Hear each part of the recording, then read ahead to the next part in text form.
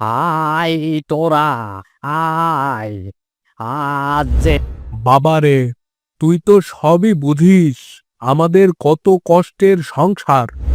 কি মজা কি মজা, আমার বাবা আমার জন্য পাকা আম আনবে। পাকা আম খাবো। আরে আরে আসেন আসেন ভাই, আসেন ভাই, আম নিন, পাকা মিষ্টি মধুর মতো আম, 1 কিলো 80 টাকা মাত্র। তুই চিন্তা করিস না, আমি তোকে আম খাওয়াবই। কেউ কি আছো বাড়িতে? কেউ আছো? এটাই সেই আম। কই দেখি। বাহ, সৃষ্টিকর্তা তোর মনের কথা বুঝে গেছে রে বাবা। দেখো কত বড় আম গাছ, আর গাছে আমও ধরেছে। কি মজা কি মজা, এখন থেকে আর আমাদেরকে আম কিনে খেতে হবে না।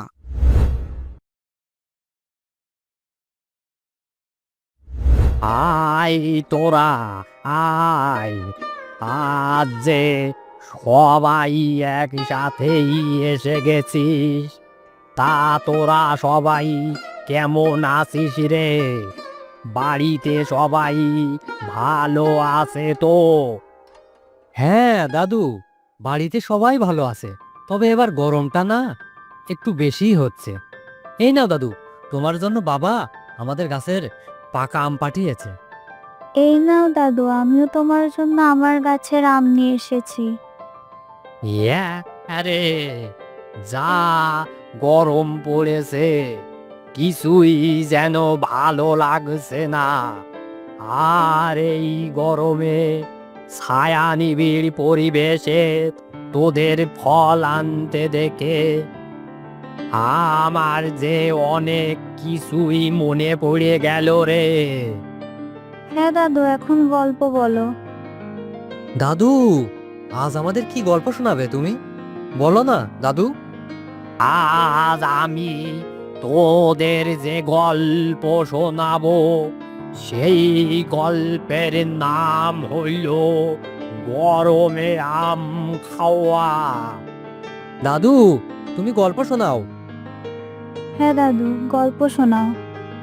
শোন তবে, আমাদের বাড়িতে বাবার হাতে লাগানো একটা বিশাল আম গাছ ছিল। আম গাছটি যে সে আম গাছ না রে। কেমন গাছ দাদু? গাছটি ছিল এক অতি মায়াবী জাদুই আম গাছ। জাদুই গাছ?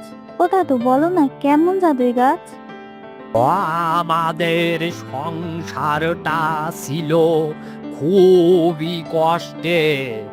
বাবার রোজগার ছিল অনেক কম। সারাদিন পরের জমিতে কাজ করে যা রোজগার করতো, তা দিয়েই কোনো রকমে সংসার চলতো। আমার যখন তোদের মতো বয়স, বাবার সাথে একদিন বাড়ির উঠানে দাঁড়িয়েছিলাম। তারপর ও বাবা, আমার সব বন্ধুরা এই গরমে কত মজা করে কত রকমের ফল খাচ্ছে। বাবা, আমিও ফল খাবো। বাবারে, তুই তো সবই বুঝিস, আমাদের কত কষ্টের সংসার। নুন আনতে পান্তা ফোরাই, আর এই গরমে ফলের যে দাম রে বাবা। তবু তুই যখন বলছিস, তখন আমি তোর জন্য বাজার থেকে ফল নিয়ে আনবো অবশ্যই। বল কি ফল খাবি তুই? ও বাবা, সত্যি আমার জন্য ফল কিনে আনবে গো? আচ্ছা বাবা, আমার জন্য পাকা আম নিয়ে আসবে। আচ্ছা রে, ঠিক তোর কথা মতো পাকা আমি নিয়ে আসবো। এখন আমি বাজারে যাচ্ছি। আচ্ছা বাবা।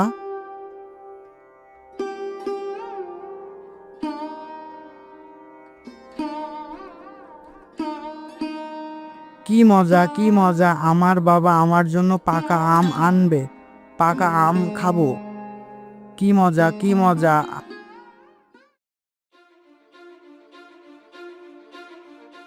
ও ভাই, ভাই, আমের দাম কত? আরে আরে আসেন আসেন ভাই, আসেন ভাই, আম নিন, পাকা মিষ্টি মধুর মতো আম, 1 কিলো 80 টাকা মাত্র। কি বলো, 80 টাকা? ও ভাই, এত দাম! কিছু কি কম রাখা যাবে নাকি? আরে না ভাই, এই গরমে এখন আমের দাম কোথাও কম পাবেন না। আমার কাছে যে আম আছে সেই আম আর কেউই দিতে পারবে না। নিলে নিন আর না নিলে চলে যান। যান যান, অযথা দোকানের সামনে ভিড় করেন না। কোথা থেকে যে চলে আসে। হে ঈশ্বর, তবে কি আমি আমার ছেলের জন্য একটাও আম নিতে পারবো না? কোন মুখে আমি ছেলের সামনে যাব?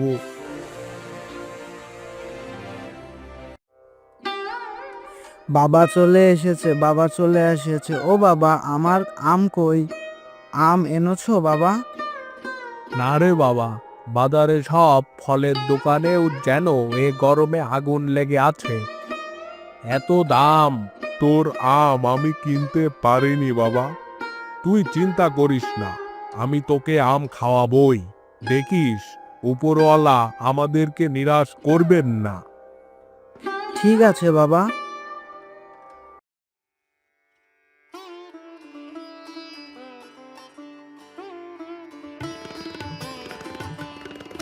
কেউ কি আছো বাড়িতে? কেউ আছো?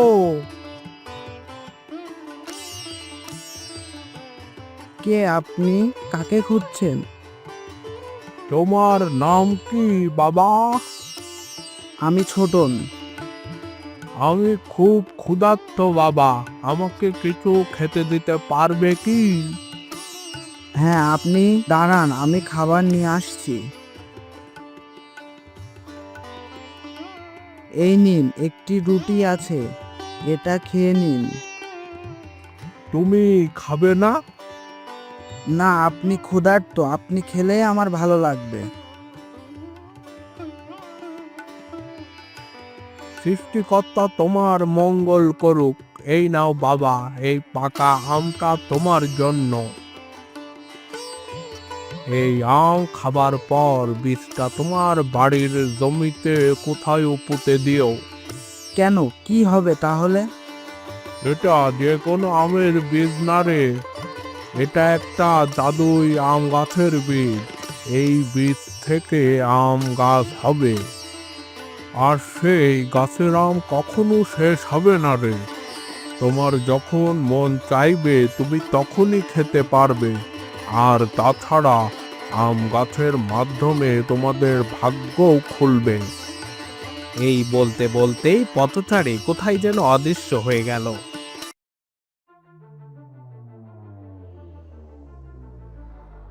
অচেনা লোক? হ্যাঁ বাবা, লোকটা অনেক ক্ষুধার্ত ছিল। আমি আমার খাবার রুটি থেকে একটি রুটি তাকে খেতে দিয়েছিলাম। লোকটা আমাকে তার ঝুলি থেকে একটি পাকা আমও দিয়েছিল, আর যা বলল, এই যে বাবা, এটাই সেই আম। ওই দেখি। বাহ, সৃষ্টিকর্তা তোর মনের কথা বুঝে গেছে রে বাবা। চলো বাবা, আমটি একসাথে খাই। তারপর আমি আর আমার বাবা দুজনেই একসাথে মিলে পথচারীর দেওয়া সেই পাকামটা খেতে থাকি। সে এক অমৃত স্বাদ, তৃষ্ণা যেন মিটে গেল। এখনো যেন সেই আমের স্বাদ আমার মুখে লেগে আছে রে। তো যাই হোক, আম খাওয়া শেষ করতেই বাবা আমাকে বলল, ছোটন, এই আমের বীজটা আমাদের বাড়ির সামনের মাটিতে পুঁতে রাখি, চল যাই। হ্যাঁ বাবা, তাই চলো, আম গাছটা বাড়ির সামনে হলে খুবই ভালো লাগবে।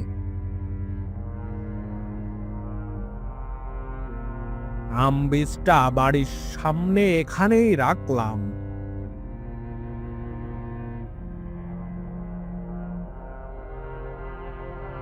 ও বাবা, বাবা, ও বাবা,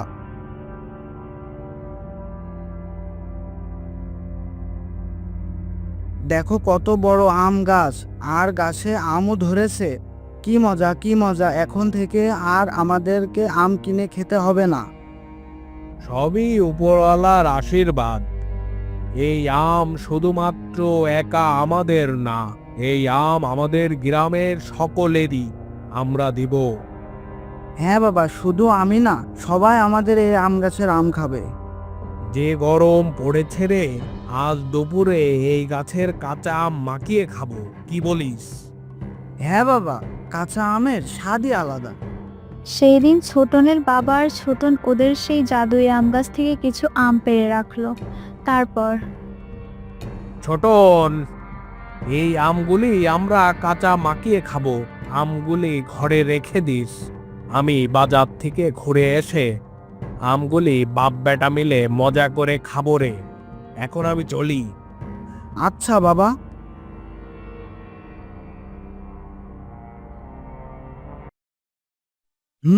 এই আমগুলোর ভিতর থেকে একটি কাঁচা আম আলাদা করে ঘরের এক কোণায় রেখে দিই। এই আমটি পেকে গেলে পরে খাওয়া যাবে। কেমন লাগছে রে বাবা আম খেতে? বাবা, অনেক মজা লাগছে।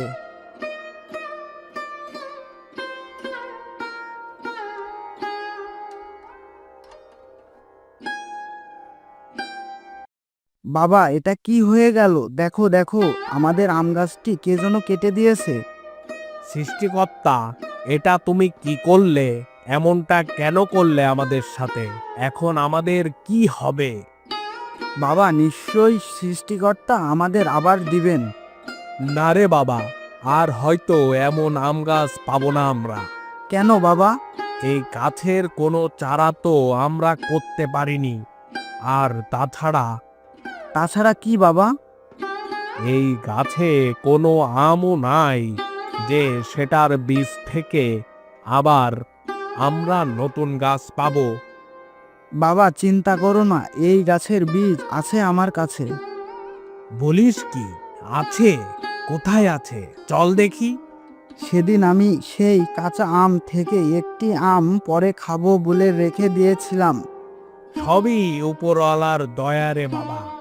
হ্যাঁ বাবা। তারপর সেই আমের বীজ থেকে বাবা পুনরায় আমের চারা রোপণ করলো। গাছও বের হলো সেই বীজ থেকেই। গাছটা ছিল আগের গাছের থেকেও অনেক বড়, আর প্রচুর আম ধরতে শুরু করলো গাছটিতে। মনটা ভরে গেল। হ্যাঁ দাদু, তারপর? হ্যাঁ রে, তারপর একদিন সেদিন ছিল অনেক গরম, বৃষ্টির কোনো দেখাই নাই। হঠাৎ এক অসহায় লোক আসলো ছোটনদের বাড়িতে, আর বাড়িতে এসেই যা হলো। বাড়িতে কেউ কি আছেন? কে কে আপনি? বলুন তো। আমি বাবা ভিনদেশী মানুষ, এই দিক থেকেই যাচ্ছিলাম। হঠাৎ চোখে পড়লো এই সুন্দর আম গাছটি। এই গাছের কিছু আম কি আমাকে দেওয়া যাবে? না না না, না গো, এই গাছের আম সব বিক্রি হয়ে গেছে, দেওয়া যাবে না। আমাকে কিছু আম দাও না। না না, এই আমগুলি থেকে একটি আমও দেওয়া যাবে না। ঠিক আছে, আমি চলে যাচ্ছি, তবে এই আম গাছকে অভিশাপ দিচ্ছি। আর তা হলো, আজ থেকে এই গাছের আম আর কেউ খেতে পারবে না। এই গাছে আর কোনোদিনও আম হবে না। আরে যাও যাও, তোমার অভিশাপে আমার গাছের কিছুই হবে না। যাও যাও। অসহায় লোকটি চলে গেল। লোকটি যাবার পর থেকেই আম গাছের আম হঠাৎ অদৃশ্য হয়ে গেল। বাবা, ও বাবা, দেখো আমাদের গাছের আম কোথায় যেন হারিয়ে যাচ্ছে। এটা কিভাবে সম্ভব? বুঝতে পেরেছি, সবই আজ আমার ভুলের জন্য হয়েছে। হাই সৃষ্টিকর্তা, আমাকে ক্ষমা করে দাও, ক্ষমা করে দাও আমাকে। তারপর থেকে আর কোনোদিনও আমাদের সেই গাছে আম আসেনি। বাবার সামান্য ভুলের জন্য তারপর থেকে আর কোনোদিনও আমার আম খাওয়া হয়নি, গাছেও আম আসেনি। দাদু, তারপর থেকে গাছে আর আম হয়নি? আচ্ছা দাদু, সেই লোকটির দেখা কি আর পেয়েছিল তোমার বাবা? না রে, বাবা অনেক খুঁজেছিল সেই অসহায় লোকটিকে, কিন্তু কোথাও পায়নি লোকটির দেখা। বাবা নিজের ভুল বুঝতে পেরেছিল। আজ তোদের আম দেখে আর তীব্র গরমে আমার সব কিছু পরিষ্কার মনে পড়ে গেল। তাই গল্পটি তোদের মাঝে তুলে ধরেছি। তোরা মনে রাখিস, লোভ লালসা সব সময় ধ্বংসের প্রধান কারণ রে। মনে রাখিস, কখনো লোভ করিস না তোরা, এতে ক্ষতি ছাড়া ভালো হবে না রে। না দাদু, আমরা কখনো লোভ করব না। হ্যাঁ দাদু, অল্পতে সন্তুষ্ট থাকবো, কোনো কিছুই যে বেশি ভালো না। তোদের একটা গান শোনাই, শোন। আমি একা রইলাম ঘাটে, মানুষে ভাসি লোপাটে। আমি একা রইলাম ঘাটে, মানুষে আসিল পাটে। দয়াল তোমার বিনে ওর সংকাটে কি ছোপাই আই পারে লইয়ে যাও আমায়। একদম ঠিকই বলেছিস। রে, এই গল্পের এখানেই যে শেষ। এই তীব্র গরমে গাছের ছায়ায় মনের সুখে তোদের গল্প বলতে বলতে আমিও যে হারিয়েছিলাম আমার সেই ছোট্টবেলাতে। দাদু, আমাদেরও যে অনেক ভালো লেগেছে তোমার গল্পটি শুনে। ও দাদু, আজকে আর গল্প হবে? না রে, আজ আর না। কাল কাল আবার তোদের নিয়ে নতুন গল্পে ফিরিব। এই গরমে তোদের আম খেয়ে একটা ঘুম দিব। হ্যাঁ দাদু, গরমে আম খেয়ে আমাদেরও ঘুম ঘুম লাগছে। হ্যাঁ রে, তবে আজ সবাই বাড়ি চলে যা। কাল নতুন গল্পে ফিরব। আচ্ছা দাদু ভাই, আজ তবে আমরা আসি। হ্যাঁ রে, আয়। আজ সবাই বাড়ি চলে যা। কাল মনে করে চলে আসিস দাদু ভাইয়ের কাছে। নতুন গল্পে ফিরব, নতুন গল্প কাহিনী তোদের অনেক ভালো লাগবে। আর সেই সাথে শিখতে পারবি অনেক কিছু। চলে আসিস কাল। আজ সবাই বাড়ি চলে যা। তোরা সবাই কালকের দাদু ভাইয়ের কাছে সে নতুন গল্প শুনতে দেরি করিস না রে, কাল অনেক মজা হবে। গল্পে কাহিনীতে সবারই মন ভরে যাবে। এ তোরা তো সবাই জানিসই, তোদের আনন্দই তো আমার আনন্দ। আমি কাল তোদের নতুন গল্প কাহিনী শোনাবার জন্য অপেক্ষাতেই বসে রইব। চলে আসিস, চলে আসিস রে, সবাই মিলে একসাথে নতুন গল্প কাহিনী শুনতে দাদুর কাছে। দাদু যে তোদেরই পথ পানে চেয়ে একা একা বসে থাকবে রে, চলে আসিস।